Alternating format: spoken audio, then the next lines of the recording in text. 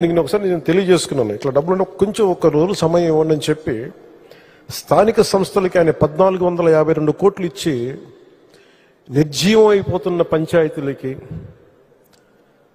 నీరసపడిపోతున్న పంచాయతీలకి తిరిగి ప్రాణం పోశారు చంద్రబాబు గారు. 1452 కోట్ల రూపాయలు ఇచ్చి పేదల కోసం రాష్ట్ర వ్యాప్తంగా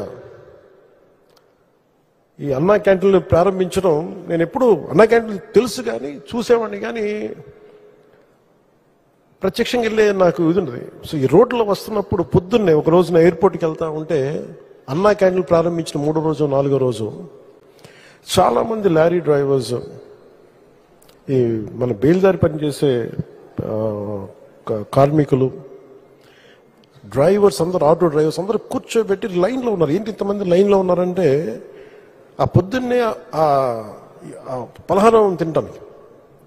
నాకు అనిపించింది గత ప్రభుత్వం ఎలా వదిలేసింది అని చెప్పి. అన్నా క్యాంటీన్ని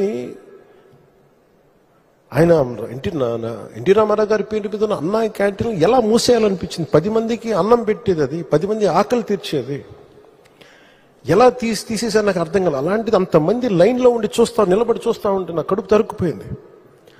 నిజంగా తిరిగి అన్నా క్యాంటీన్ని ఆరంభించి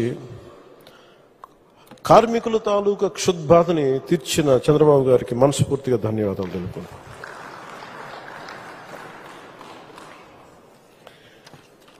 ఒకసారి నేను పార్టీ ఆఫీస్లో ఉన్నప్పుడు ఒక 9 నెలల క్రితం కృష్ణా జిల్లా, గుంటూరు, అన్ని జిల్లాల నుంచి లాయర్లు వచ్చారు, హైకోర్టు లాయర్స్ అందరూ వచ్చి ఈ ల్యాండ్ టైటిలింగ్ యాక్ట్ని మీరు ఇబ్బంది ఉంది, మీకు తెలియట్లేదు, దీని తాలూకు డేంజర్, మీరు ఎందుకు ఎవరో మాట్లాడట్లేదని. మేము మాట్లాడామంటే సరిపోవట్లేదని చెప్పి ఒక సెషన్ పెట్టారు వాళ్ళు పూర్తిగా. మా మంత్రి నాదెండ్ల మనోహర్ గారి ఆధ్వర్యంలో వాళ్ళు చెప్పింది వింటే భయం వేసింది.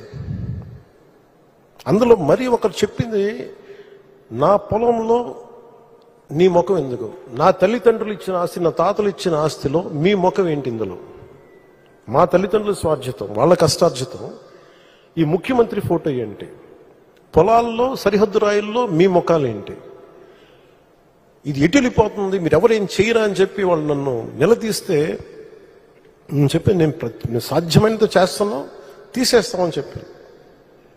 ఆ రోజు అది విశ్వాసమే, నమ్మకమే. కానీ ఈ రోజున అది ఒక సత్యం, ఒక నిజం. చంద్రబాబు గారు రాగానే ల్యాండ్ టైటిలింగ్ యాక్ట్ని రద్దు చేసి ప్రజలకి, ఆస్తులకి భద్రత కల్పించినందుకు మనస్ఫూర్తి వారికి నా ధన్యవాదాలు తెలుపుతున్నాను.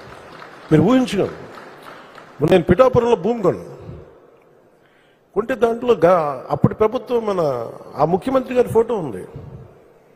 నాకు కూడా తప్పలేదు, అది ఆయన నవ్వుతా ఆయన ఫోటో ఉంది. అంటే మనం కష్టపడి కొనుక్కుంటే ఆయన ఫోటోలు అసలు ఎప్పుడు లేదు.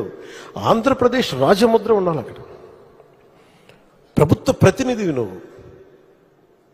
అలాంటి రాజముద్రని తీసేసి, ఆంధ్రప్రదేశ్ రాజముద్రని తీసేసి వ్యక్తి ఫోటో పెట్టుకున్నా అంటే అది ఎంత